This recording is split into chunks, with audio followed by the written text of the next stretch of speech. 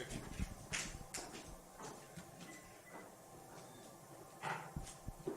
September 1999.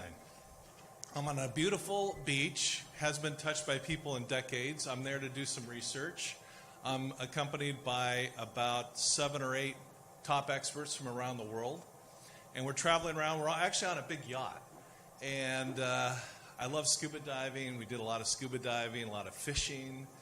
And I am not the editor of Field and Stream, but I was catching fish, seriously, no fish tails, 2 or 3 feet long. And we'd take them back to the boat, and the captain would, cook them and make sashimi. And we each had our own private, stateroom. And life was looking pretty good. I was out on the deck of the boat thinking about how beautiful the islands were. No tourists in sight. And we went day after day looking at these islands. And then one day we went on to one of the islands that was inhabited by a small group of people, about 25 people. And I was visiting with some of the people. They spoke some English. And I saw a gentleman off to the side, off about 50 yards away, sitting on a coconut tree log. And I thought, I need to go talk to him. So I went up to him. And I sat down beside him, and I introduced myself. His name was John. And we started talking. And I said, John, tell me about March 1st, 1954. Actually, a day before I was born. And he said, well, I got up early that morning, and I was making coffee for my wife, who hadn't gotten up yet.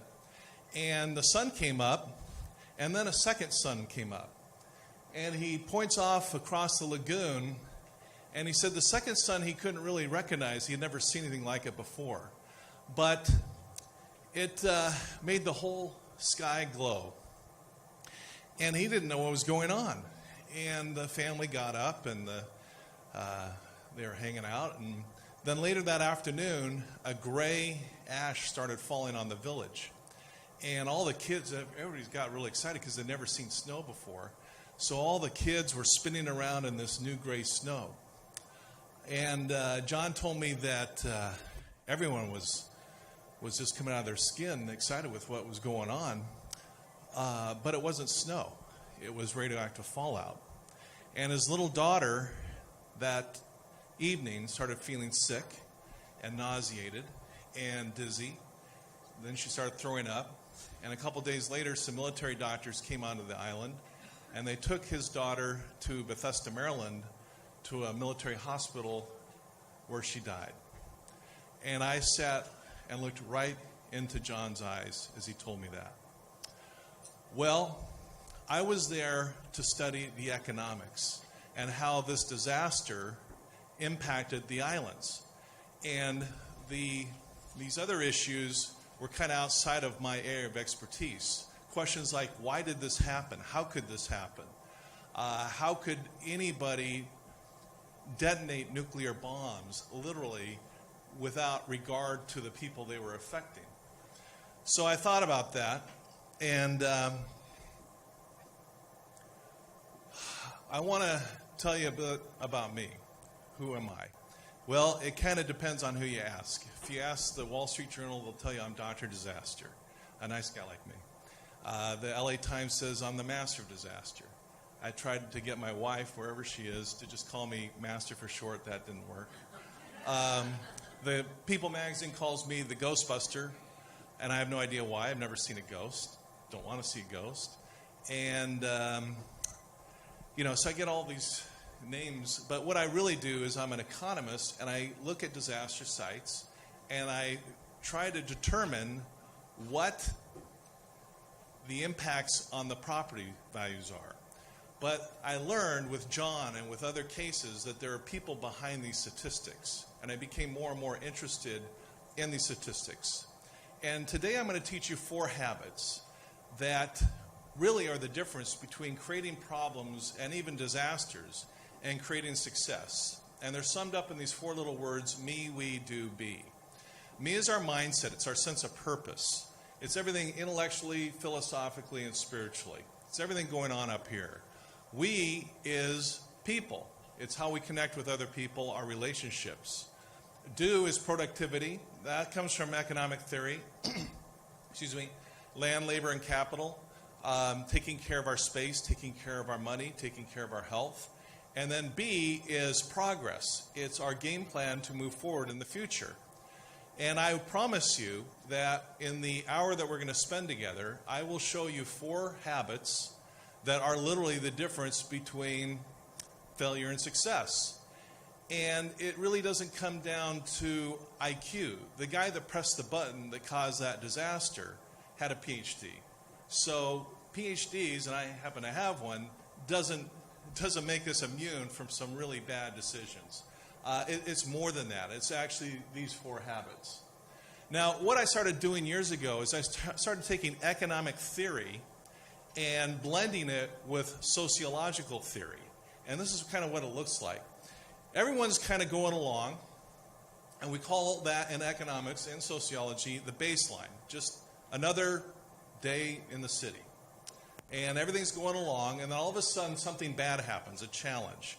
And that challenge could be any number of things. It could be a big challenge or a small one, something you read in the newspapers or something that nobody really knows about, but it's a challenge.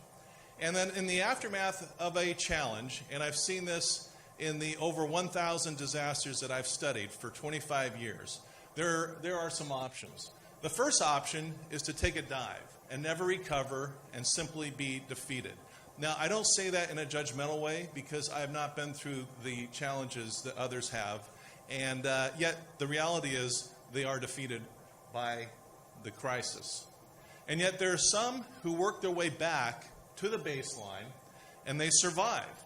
And I think that's admirable, to be knocked down and get back up again. I think that says something. And yet there's a segment of society who will not only take on their challenges and beat them, but they will bounce back bigger and better than they were before. And they thrive. And it's this group of thrivers that I've been watching very carefully for 25 years. And the best way to summarize that entire huge experience is like this. There are different types of IQ. Of course, we know about intellectual IQ. That's kind of being book smart. You read a book, you memorize it, you pass a test. That's IQ, intellectual IQ. But there are other types of IQ. There's social IQ, getting along with people. There's emotional IQ. We hear a lot about that. EQ, it's even called. There's financial IQ. There's physical IQ, taking care of our health. There's spiritual IQ. There's all types of intelligence. I give this all a term, core IQ, which is a balance of all these types of IQ. And they're all important. And then these IQs basically break out into these 4 components, which I've just shared with you. Me, we, do, be. And then that breaks out, basically, we're talking about our purpose, we're talking about people, we're talking about productivity, and we're talking about progress. So that's essentially the framework I want to share with you in terms of this experience of watching and meeting people behind these statistics of major disasters and see how they work within these 4 areas. And this may sound like oversell, but I guarantee if you can go to any library on the planet, Harvard, UCLA, if you didn't study hard enough to get into UCLA, I guess you go somewhere like Harvard, but I'm a UCLA fan. Any library, any topic in the Dewey Decimal System will fall within these 4 categories. And again, we're talking me, we, do, be. And we're talking about specific habits within each of these 4 categories. And I want to give you a little crash course into how habits work because I have surveyed over 5,000 people in the United States, Canada, Australia, and the United Kingdom. And I've statistically correlated various habits with various measures of success. The first thing to understand about habits is that 90% of life is habits. Now that may not sound right, but think about that. We have habits of what time we get up, our morning rituals, habits, rituals, routines, our driving habits. We have habits when we get to the office if we're working. We have habits with our eating. We have habits or lack of habits with our exercise. We have habits all day long. Then we have driving habits back to the house, evening rituals, habits, routines, that kind of thing. And so to really change or take on a challenge, to change a situation or to take on a challenge and beat it and thrive, really the most direct way to do that is to take a look at our habits, because 90% of our life is habits. The other principle is that the problem is not the problem. The problem, I worked on numerous disasters, and the problem is usually what led up to the problem. The nuclear bomb was not per se the problem. It was the flawed decision making that led up to it. And then even more important than that is, what is the reaction going to be after the problem? In other words, what habits, rituals, and routines are going to change in the aftermath, or are we going to be in the same old rut? So the problem is not the problem. The other thing to understand is the human brain treats habits the same way, whether they're good habits or bad habits. The human brain cannot distinguish between a good habit or a bad habit. And we get a buzz either way. We can get a buzz from exercise, which is healthy, or we can get a buzz from cocaine, which is unhealthy. And actually, it's the same neurotransmitters oftentimes, but one's a counterfeit and one's legitimate. And the brain cannot distinguish the difference between the two. The other thing is what I call the full glass theory. Now, for years, I've volunteered at a homeless shelter near where I live in Laguna Beach. Next week, I'll be going to prison. San Quentin, it's my third time. So far, they've let me out when I go in. But I volunteer with prisoners, homeless kids, at-risk teenagers. I do a lot of volunteer work. So I meet people with a glass full of junk. And I tell them, look, I don't want to talk about your junk. It's not that I don't care. I'm not going to tell you my junk. I don't want to hear your junk. We have limited time, so let's do something very productive. And your glass is 24 ounces, just like there's 24 hours in a day. There's so much capacity. So if it's full of junk, we can ignore it, we can talk about it, we can try and treat it, or the approach I take is we're going to start pouring in new, rich habits. There are poor habits, and there are rich habits. And we're going to pour in the rich habits that create a rich and fulfilling life. And it will not happen overnight, but over time, the junk is displaced. And enough time goes by, you have a completely clean glass of water, and you never treated the junk at all. All you did is start pouring in new, fresh habits. That's the full glass theory. And the other concept I want to familiarize you with is the ripple effect. One good habit ripples out and ripples out and ripples out. And you'll probably see that theme as I talk to you today about 4 different disaster sites I've seen around the world. And the last concept, before we get actually into Me, We, Do, Be, is the power of one. You read a book 1 page at a time. Recently, I was volunteering with a bunch of women who are going through drug rehab, and 3 of them had never read a book in their lives, which I couldn't believe, right in L.A. And I said, look, just read 1 page a day. That's it. It's not a big deal. And within a year, you'll finish this book. And all 3 of them committed to reading a book. And you write a page, 1 page at a time. Anything great is done 1 at a time. You get wealthy saving $1 at a time. You get fat eating 1 bite at a time. The power of one is very powerful and may seem very small, but it really comes down to those little tiny choices, those little habits, and 1 thing at a time. So Me, We, Do, Be. Let's start with the Me cornerstone, with that foundation kind of laid. And let me tell you about what happened to me on May 24th, 1995. I'm sitting with a really nice family at a kitchen table in Monarch Beach, California. We're just kind of talking, but we're talking about what everybody else is talking about. The crime of the century, where O.J. Simpson is on trial for murder in downtown L.A. Except for this conversation was a little bit different because the family was Nicole Brown Simpson's family. Lou Brown, Judy Brown, Denise, Tanya, Dominic were all at the table. And as they're talking, I realized that I was sitting in the empty chair created by the loss of their sister, Nicole. And I am kind of a numbers guy, or at least I used to be an MBA kind of numbers guy, and they're talking about murder and spousal abuse, and these are ugly topics, and honestly, I wasn't entirely comfortable with these topics because they were outside of my realm. But I stayed there because I was very fascinated by the light within this family, and the conversation went forward, and I will never forget the moment when Denise, who was very upset, and typically she's a very happy person, but at this time she was very upset. She made a very dramatic transformation in her thinking.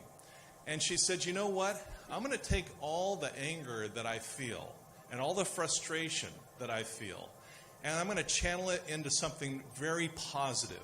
And I'm going to help battered women that are in a really tough place. I'm going to provide them education and resources to get out of these toxic situations. And her enthusiasm was huge. She started reading books and visiting shelters and talking to people and talking to women who had been through that process successfully. And her enthusiasm was very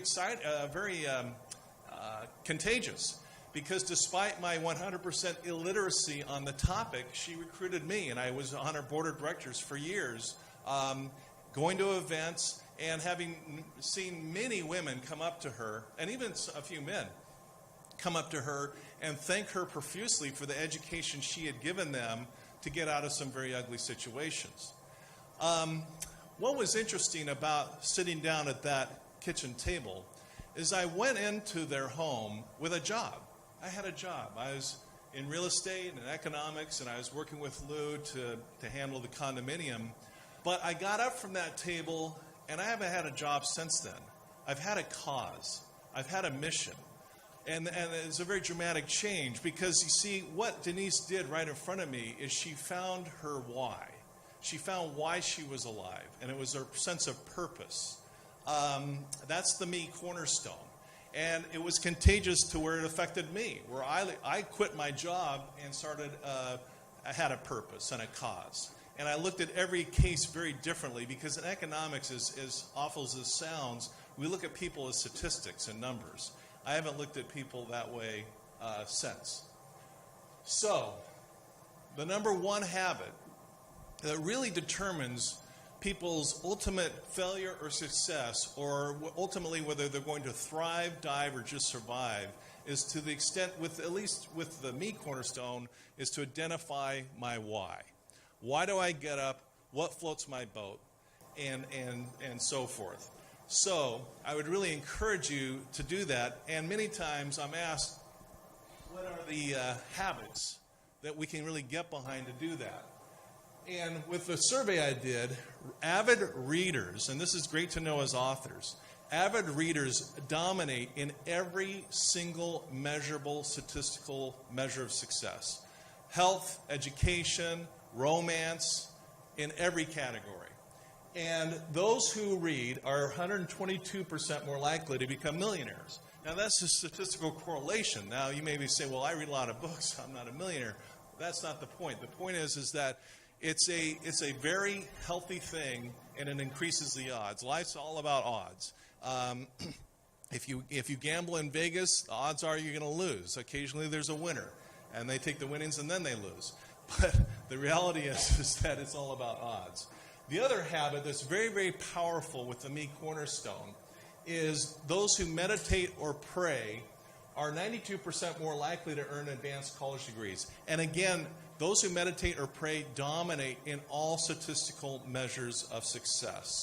So, the point with the me cornerstone is to identify our why, read, meditate, pray, and there's actually a number of things that we can do to really build that cornerstone and make it strong. So we've covered me. Let's go to we. It was September 16th, 2001, and I'm in the Orange County Airport, John Wayne Airport, and it's kind of odd because there's hardly anybody else in the airport. And I get on the plane, I'm on an American Airlines flight, and there's only 2 people on the plane. And I'm flying east, and as I'm flying and looking out the window, I start thinking about the events going back to the prior Tuesday, which was September 11th, 2001. We all know where we were. I was at home and got a call. My daughter was going to kindergarten, and her friend had heard the news. And I turned on the TV, and like about everyone here, I'm sure the rest of the day's plans were entirely forgotten. And as I sat there watching the TV and the scenes replay and replay, the phone rang. It was the London Times that wanted my comments, and I didn't even know what to say. I mean, normally with the media, I have plenty to say. They have to shut me up, but I was just too stunned. I said a few things, and that was that. And then I also had some practical issues to worry about because I was giving a speech a few days later, and in New York. And so the following day, I called my client, and I said, I presume we're canceling the event. And they said, actually, if you want to stay home, we don't blame you, but if you don't mind coming out to New York, we would really appreciate it, because getting together as a group would be a good thing for us. And I said, well, I'll check with the airlines. I don't even know if they're flying. And I called American Airlines, and to my amazement, they were flying. So there I was on a plane headed to New York. I gave my speech, gave my presentation, but it was different than any other I'd ever given because of the mood of the crowd. And then afterwards, I took the subway down, and I saw with my own eyes what was going on in New York, something I would never ever imagine. And little did I know that a few years later, the owners of this site, the Lower Manhattan Redevelopment Corporation, would call me and ask me to do an economic analysis on this site, which I did.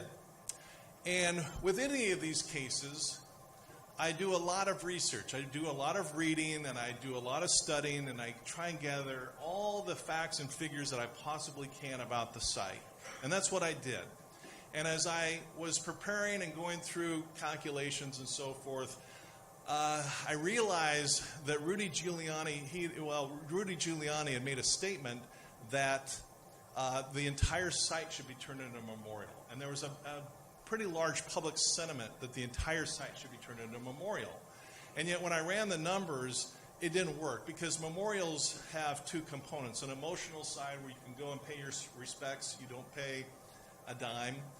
Think of when you go to Pearl Harbor, you can go out on the boat and come back. There's not a charge at all. But then there's other things. There's bookstores and concessions, and there's the museum next door with the submarines that do charge, and that's necessary because it takes a cash flow to allow the memorial to run properly.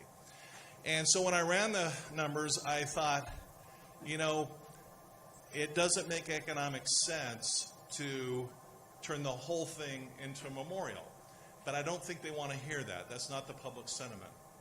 So I was retained, at least preliminarily, and I flew out to New York, and I go into a large boardroom, and around the table are all the owners and all the power players with the future of that site. And I'm the new guy from California, and I stand up in front of that entire boardroom, and I tell them, I have run some preliminary numbers, and I think a portion of the site should be turned into a memorial, and a portion of the site should be redeveloped. And I stood there nervously waiting for their reaction. And then all of a sudden, the entire room broke out in smiles, because they also were relieved, because they had come to the same conclusion independently. So we worked together, and the site was divided into 4 quadrants, and one of those quadrants, which I was given responsibility for, was the footprint of the towers. The other 3 quadrants were redeveloped. But there was that moment where I told an inconvenient truth, something that I didn't think people really wanted to hear. And while I was relieved that they agreed with me, I've often thought, what would have happened if they hadn't? Would have I still had the courage? And apparently I would have, because I frankly thought they would shut me down on that idea. But I told the inconvenient truth. The essence of the second cornerstone is to cultivate authentic connections. And you don't do that by sugarcoating things we have to say.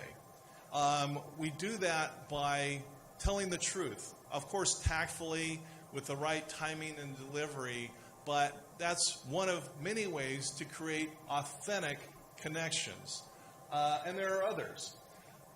But John D. Rockefeller was once asked by a reporter. He was asked, what trait, and by the way, John D. Rockefeller was the world's first millionaire, and that was before a tract house in Orange County sold for $1 million.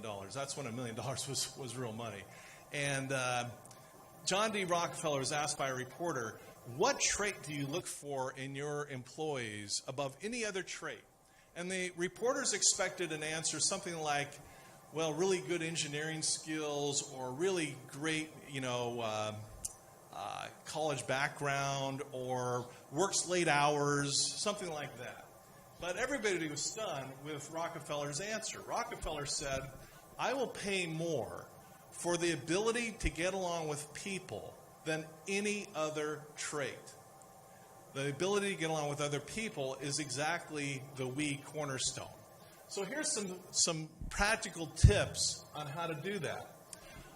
The first thing is to realize how important each person is. There are 37,000 parts that go into a car. And if one of them's missing or broken, the car may not function right, or our comfort might be impacted, or the car may break down altogether. 37,000 parts. And if that's not enough, in an airplane, there's somewhere between 367,000 to 500,000 parts. And again, if one of them is missing, it could ground the flight, or it may not be a safe flight. They're all important. I use these as analogies for people. We all have different roles and responsibilities. We're all different parts, if you will. But every person is important in the scheme of things. And recognizing that fact is essential to really getting the we cornerstone. There are no unimportant people. When I sit down with a guy who's convicted of first-degree murder in San Quentin prison, as I'm going to do again next week, that guy's important because he shares information with me that is profound, that I go and share with others that I would not learn any other way. Even someone in that situation is important. So here's some tips. Those who send thank you cards and practice general gratitude, again, dominate in every single statistical measure of success. Wealth, education, romance, health, every single measure. And this is a surprising one. Those who have family dinners together are 40% happier, 60% better romance, and 43% more likely to earn over $100,000 a year. These are just little habits, little adjustments we can make to our everyday lives to measurably improve them, okay, and statistically correlate with success. And this is a very powerful daily habit, is to take little notes that are inspiring to you and put them on your bathroom mirror, or put them on your rearview mirror, or put them inside of a notebook to frequently remind yourself of some principle that you're trying to master within your life or your business. Now, for years, I've had a habit of taking one of my kids with me when I travel. I travel very extensively, and I thought, it would be a real tragedy to go through this whole career and spend too much time away from my kids. So I put it in my consulting agreement that I either fly first class by myself, or I fly coach, but I get to bring one of my kids with me, and the client pays for it. I've only had one client cause noise over that clause. I fired him. Wouldn't work for him. And when I explained it to him, I said, look, I travel a lot. I'm a dad. I want to spend time with my kids. And he says, well, okay. I said, but I also like to hang out with people that get that without it being explained to you. Thank you very much. Won't work for you. So that's one of my habits. Now, my son's in the middle. He's got the blue shirt on. But I take my kids with me all over the place. I had a case in the Bahamas, and that's my 14-year-old daughter. I was working on a real estate fraud case, and then she got certified, and we're shark attacking. Their child endangerment laws are very different there. So anyway, that's been one of my little habits. And the point is to look at our me, we, do, be, and select little habits that we can do to really make sure that those cornerstones are complete and balanced. So, we covered me, we covered we. Let's focus on do.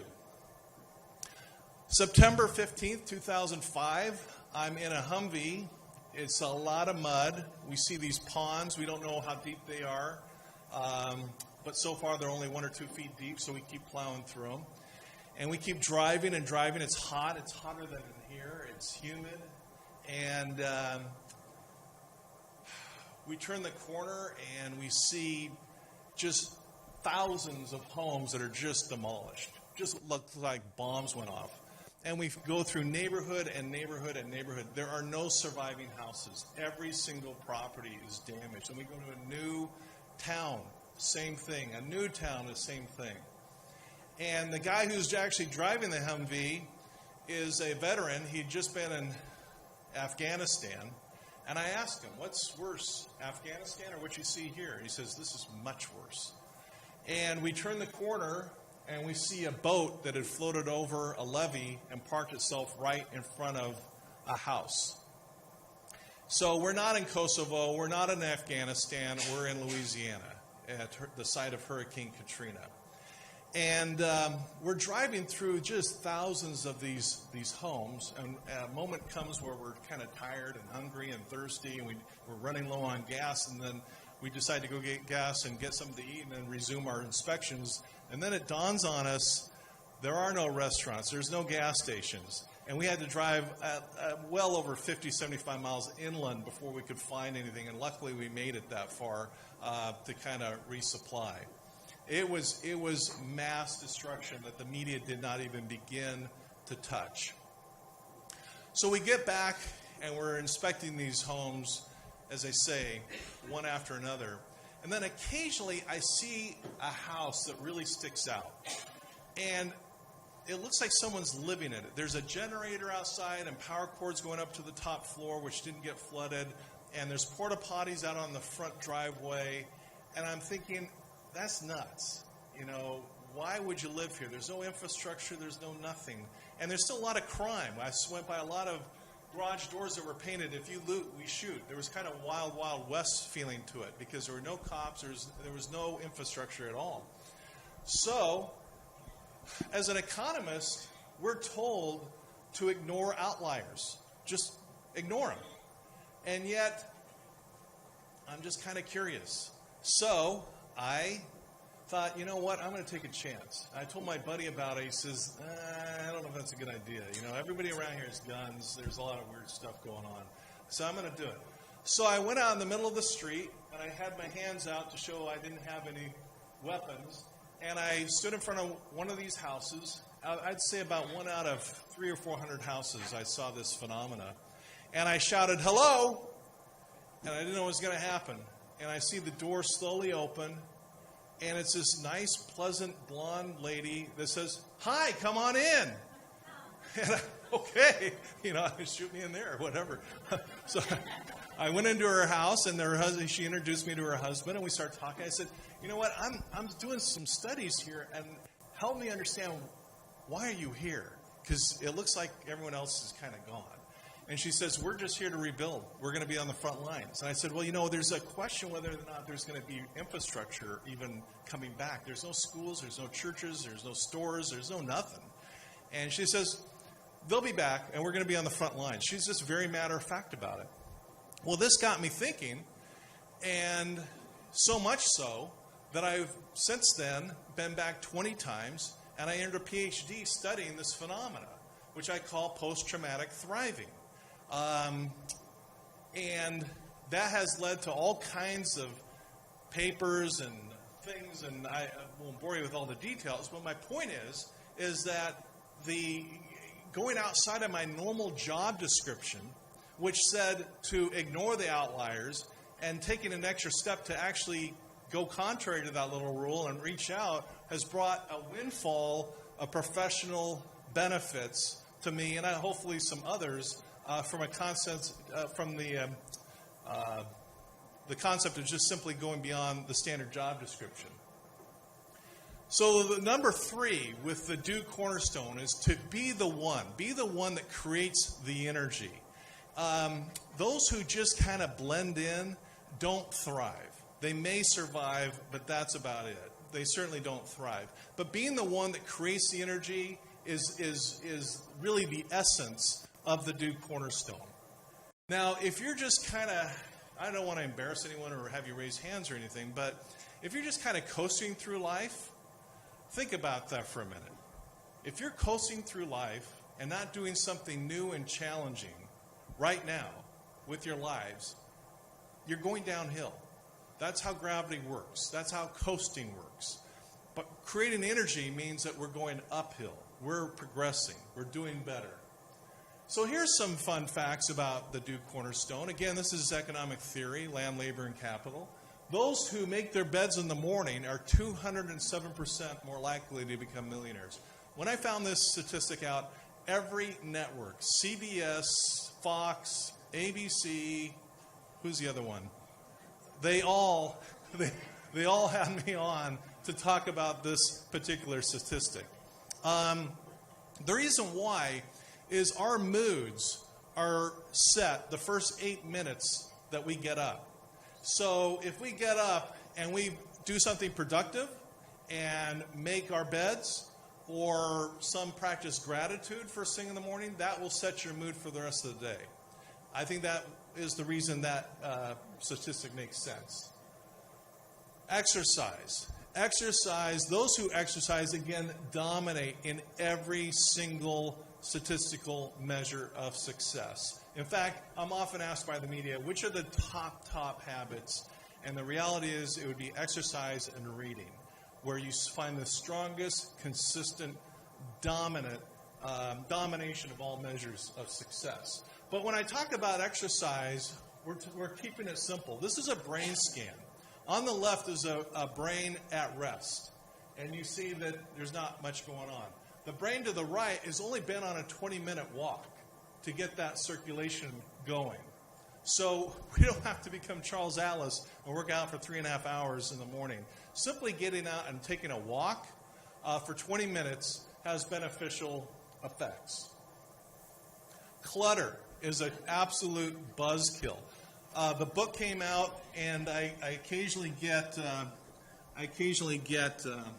emails from people that read it or letters. And this attorney wrote me a letter, and he says, "I want you to know that I didn't get much out of your book, but one thing just changed my life, because for years I'd had a really cluttered office, and I went in one weekend and I spent all Saturday and all Sunday, and I cleaned up decades of files that were all over the place.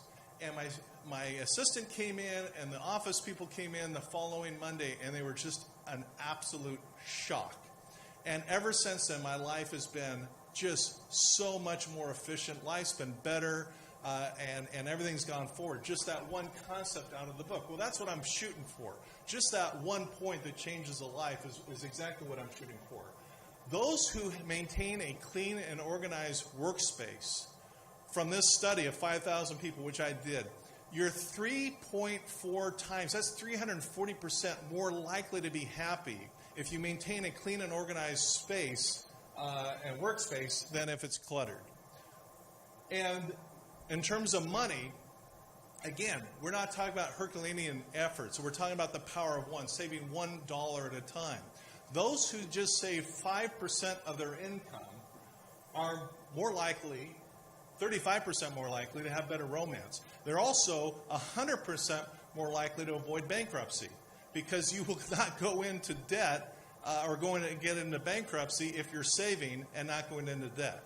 Just very modest habits would make the difference between diving, surviving, or thriving. Me, we, do, be. We looked at me, we, and do. Let's look at be, the final cornerstone. It was May 26, 1997, and I'm driving down a country road in Eastern Europe, and we're just driving and driving. And finally, the driver pulls up to a checkpoint, and I go in. I have a letter of invitation allowing me access to this site, and I hand it to the guards, and they motion. They don't speak any English. They're speaking Russian, and they motion me to come in and kind of point at a table, a wood table, and tell me kind of sit down. They had all machine guns, so I did whatever they said. I sit down. And the letter goes off to a back room, and I'm sitting there, and 7 or 8 other soldiers all sit down. They all had machine guns. And so I'm just kind of attentive and polite. And they all kind of smile, and I don't know a word. Literally, I don't know a word of Russian. And they literally did not know a word of English. So we kind of started making sounds, trying to communicate. And they actually turned out to be really nice guys. And it was kind of lunchtime, and they start bringing out these sandwiches, salami and cheese, and on these rolls, and they look good. And one of the guys broke it in half. He handed me half. Thank you. And it was pretty good. And so then one of them reaches into a bag. He pulls out a big bottle of vodka. And he starts pouring shots and pulling it over to me. And I thought, you know what? I don't have anything against vodka, but machine guns in one hand and vodka in another hand seems like a really, really stupid idea. So I say, no.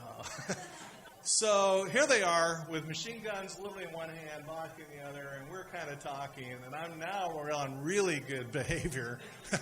You don't want to make them mad.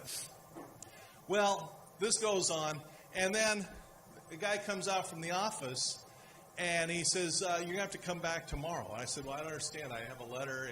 Here's the day. And he goes, you have to go back to your office. There's someone, or to your hotel. There's someone there to meet with. And I thought, whatever. So I tried to talk my way through it. It didn't happen. So I drove 2 hours back to Kiev. And in my hotel, in the hotel restaurant, is a guy I'd never met, kind of a strange character. And he says, well, can you come back in 2 weeks? I go, no, I have a flight on Friday, and I don't live, I don't know if you noticed, I'm not a local, and I can't come back on Friday. And he starts just making these squirrely excuses. And then it dawns on me that this guy's shaking me down for a bribe. Well, okay, I knew it was at stake, and I always carry, when I travel, some money in my sock. So if you're going to mug me, check my socks. And I said, well, maybe if I were to financially contribute towards some of these issues, it might help. He says, yes, that might help. So I pulled out $300, and I said, would this do it? And he says, yeah, that will do it. And then the next day, same trip, same guard post, same everything. And this time, all the guards, which I recognized from the day before, I wave at them, we get right in, okay? So we drive 17 miles to the epicenter of this. Chernobyl, the biggest nuclear disaster in the history of the world. And as we're standing there, it was really odd because it's just me, the guy, the taxi driver guy, the driver, and I'm with a representative of Chernobyl. We're the only 3 people in the entire city. It's empty. If you ever saw that movie, Omega Man, it was that feeling of just being the only people in the city. And she says, the reactor, we're not supposed to go in there, but I can get us in there if you want. And I thought, hey, no. I'm adventurous, I really am, but that seemed stupid. So the answer is no. So I said, I'd really like to kind of see the community, and let's take a look. So we went to the school, the Chernobyl village school, and we went in, and there was radioactive dust all over. And it didn't take a lot of imagination to imagine the kids being harmed by this and so forth. And they had their little assignments for the day, and the government had lied and said that there was no problem. And so the school teachers took all the school kids out to a bridge to admire the brave firefighters. Many of those kids have a big scar on their neck called a nuclear necklace where the thyroid was taken out. So some really, really bad behaviors going on there. And I will never forget the moment that I got on that plane to go home. And I thought, you know what? I survived cheesy government bribes, guys with machine guns in one hand and vodka in another, ridiculous invitations to go inside radioactive reactors, and I got the information I need. You see, I had written down a goal to get information on what we call dead zones, areas where the disaster is so bad the entire area is shut down. And I was developing some new economic methodologies, but I needed some actual field evidence to back up my theories. And I got it. And I was absolutely thrilled on the plane ride home to have that information. The fourth point, the essence of the Duke Cornerstone, is to explore more. That means setting goals. That means managing our time. That means celebrating our victories. And that's the sense of continual progress with the big cornerstone. It's what we're becoming.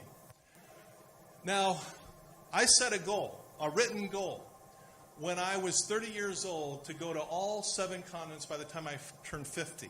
And I barely made it because I turned 50 on Antarctica, my 7th continent. And out of all the thousands of pictures that I've taken on all the various continents, I'm showing you my very favorite picture. And it's my favorite for a lot of reasons. Because I had met my goal. I was in Antarctica. And also, look at this guy.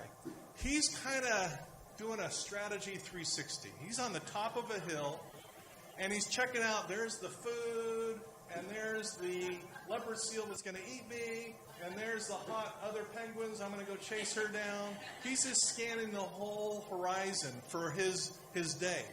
The big cornerstone is essentially that. It's writing goals down and doing those kinds of things. Those who write down their goals, this isn't on here, but those who write down their goals are 95% better off than they're in the 5% that are better off than the 95% of the world population that never writes down a goal. And those who do are 75% more likely to have a good romantic life, simply writing down a goal. And those who maintain a calendar and a to-do list are 289% more likely to become millionaires. I'll never forget the day. I'm in the homeless shelter one Sunday, teaching my life skills class, and a homeless guy who was really kind of he's kind of coming along with the training. He says, you know what? I had a calendar and a to-do list when I had a job. And I go, exactly. That's the point. Okay? Get back in those habits. He says, well, I don't have anything to write down. I said, do you have a time you get up? Yeah. Do you have a time you go to bed? Yeah. Do you have a lunchtime? Yeah. Okay. There's 3 things you got to put in your calendar. Get back in the habits of, and he did get a job. He started re-looking at all his habits, and he did get a job, and is doing great now. And part of the big cornerstone is really kind of taking time to celebrate with a trophy or a nice dinner out or going to the spa. But when you reach those goals, don't forget to take the moments to really kind of pat yourself on the back or your team on the back when those things get accomplished. I want to say a word about leadership because I give a lot of leadership workshops. You know, my mom's not here, so I'll brag for a second. I have 4 college degrees. I used to have the top floor corner office, was a managing director of the world's largest consulting firm. I had a lofty title. None of that is leadership. None of that's leadership. Let me tell you what leadership is. Leadership is doing things in a way that others instinctively want to follow. One of the biggest myths about leadership is that leadership is a title or a degree or a position or a calling. Any of that may be authority, but authorities require. Leaders inspire. And there's a big difference between authority and leadership. So, just a few key points about leadership in the context of Me, We, Do, Be.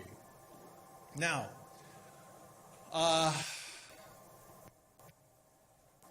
me, identify the why. We, build authentic connections. Do, create the energy. And B, explore more. So I want to take you back to that Bikini Atoll island and tell you the rest of the story as we wrap up. So I'm standing there with John by that coconut tree log, and a bunch of buddies from the boat come running up and they go, "Hey, Randy, let's go scuba diving." One of my buddies, Nick, we're both doing a lot of diving right there around those islands. And I said, you know what? I want you guys to meet. I want you guys to meet John. And I said, John, these are my colleagues. And I said, would you tell us more about your life here on the island and share some of the sights around the island where your daughter was and your family was? And John, that inspired a response in John. And he pulled out a big machete and he handed it to me and he says, okay, let's go. And so we go up to the jungle, and I'd never used a machete before. And I was hacking and hacking and hacking and hacking, clearing the jungle. I didn't even know where we were going. I just knew that John had motioned to go that way. And we're hacking through the jungle with this machete. I got tired, and Nick started hacking and hacking, and then another guy, Bill and Phil, and we just took our turns hacking through this jungle. And then all of a sudden, we opened up to this little area, and it was John's daughter's schoolhouse. John hadn't seen it in decades. And we went inside, and the jungle kind of taken over most of it, but John was kind of looking around, sharing with us, the various spots in the schoolroom. And then we got another turn with the machete and started hacking away. And we found John's church, and the door was a little bit open, so I pushed it all the way open and went inside.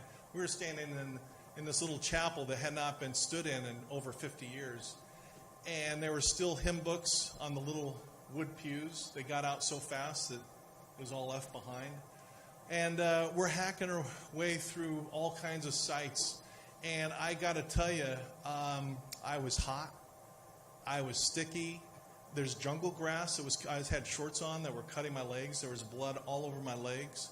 And I would not have wanted to have been anyplace else but there with John as he shared his memories of the village and, more importantly, with his daughter. So I went back to the boat and I made some notes. And then I went and testified in front of the Nuclear Claims Tribunal about the damages that I calculated. Now let's go through Me, We, Do, Be and see what happened that created this disaster. Because I mean it when I tell you, if you ignore this stuff, you will create problems. Guaranteed. And if you do these things, you'll create success. In the me category, which is our sense of purpose, the people that pushed that bomb, that caused that disaster, had no sense of purpose. They had not identified their why. As they had vague notions of what they were doing, and yet they literally had their fingers on atomic weapons. And they certainly didn't care about the people, the we cornerstone. They had gone to the people and said, hey, we want to take over some of your islands and you'll be back in 3 months. Well, those islands were so toxic and so poisonous, they couldn't come back for 30 years. That's the trashy way they treated the people on those islands. With the Dew Cornerstone being productive, their actions were so bad that they created billions of dollars of waste. One of their bombs, the Bravo test, the one that John saw that morning, was the biggest nuclear bomb in the history of the world. It vaporized 2.5 islands. It created a crater a mile wide and 400 feet deep. And again, billions of dollars have been spent trying to make up for the damage in that Dew Cornerstone. And with the B Cornerstone, in terms of a sense of future, there was no sense of future until the lawyers and guys like me started getting involved, fighting for the ability to remediate that site. And we did. We made some progress. And let me tell you exactly how I turned it around. With the Me Cornerstone, yeah, I was on the boat, and I'm not going to lie to you. I do like the fishing. I do like the scuba diving. But as I sat on the deck of the boat or walked along those deserted beaches, I was thinking about my purpose, why I was there, why I was on a mission to do something to help these people. And make no mistake about it. With the We Cornerstone, yeah, I was visiting with a group of people, but when I saw John sitting off by himself, I knew I needed to go talk to that gentleman, and I'm sure glad I did. And with the Dew Cornerstone, yeah, I hacked my way through the jungle, and I could have been scuba diving. I could have taken my pictures of the disaster site from the comfort and safety of that boat, but I didn't. I rolled up my sleeves. I went beyond the standard job description. And then with the B Cornerstone, When I went back to the boat, I told you I made some notes. Well, let me tell you what those notes were. I made specific, clearly defined goals of what I was going to do to help those people. And then as I went down my list, one of the things I had to do was to go to a government office, an obscure government office on an island called Majuro, and talk my way in to a little small 10 by 10 room with very bad lighting, and go through boxes that were moist and damp and full of mildew, and they all smelled bad.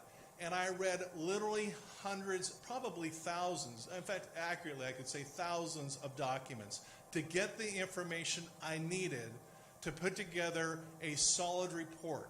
And then I went and testified in front of the Nuclear Claims Tribunal, a three-judge panel, to determine the fate of how that money is spent. And I pounded and I persisted, and I had a 4-inch thick report, and I kept defending it. And I had an image of John squarely in mind as I did that. They weren't convinced. I flew back to California. I went out a second time, and I pounded even harder and harder and harder. And ultimately, the Nuclear Claims Tribunal awarded every single dime of the $2 billion calculations I had made. And let me tell you what their money has gone to.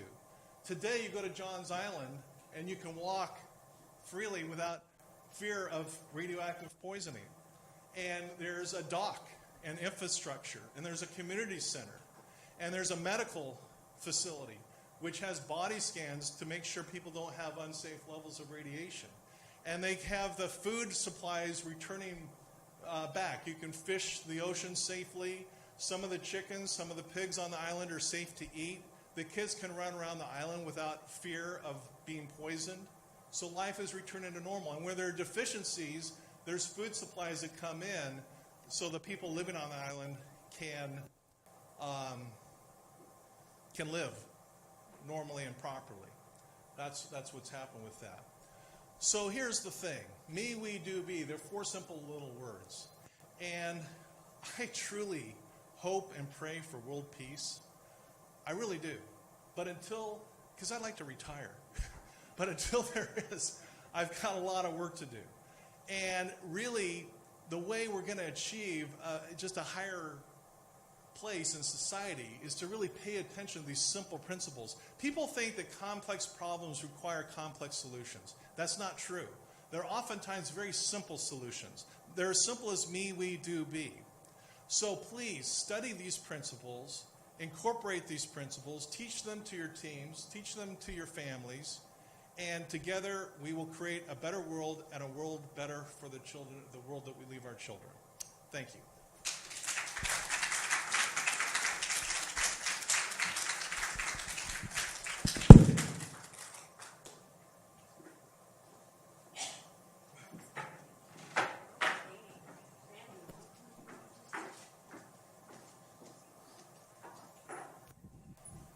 Okay, so I think we have some books to give away, don't we? Yeah. And my lovely wife, if you hand in the evaluation form, my wife is going to randomly hand out some more books. Fabulous. And in addition to that, we also have our newest edition. It's just a galley, black and white, but I brought a few of them. Our new 200-page published magazine, and Randy is on the cover. So we have 3 of those that we are going to give out, and you can just take that away. Throw it out. Tossing that bouquet. Can I throw it to the same person over and over again? I'm going to go higher. Okay, so we're going to see that you get these books. And then, Randy, for you, I know that you and your lovely wife have to leave early, so I wanted to award you the EIPPY Award for your book that went bestseller. Fabulous. Will I go through airport security? And one other thing that I'd like to award you, and that is our Mindfulness Award. And it's all about, Morgana is a previous year's winner, and it's I think it's really appropriate because it's an hourglass and it's a reminder to stay in the present, which you do so well. And we want to really thank you for all the amazing, generous work you do with the homeless, with those in prison, to totally turn lives around. He's turned more lives around than probably a lot of us in this room collectively. So thank you so much. Wow, thank you. That's so cool. One more thing. Just a little gift to say thank you for coming. You are the best. Thanks. Isn't it wonderful? Yeah. You want to pass them out, or? Well, no, we got the evaluation, but do you have one of those things to throw? Oh yeah, absolutely. Okay. We got This is plenty. for the book. Here we go. Okay. The autograph's $5. Thanks, I'm Vicki. going to put this down on the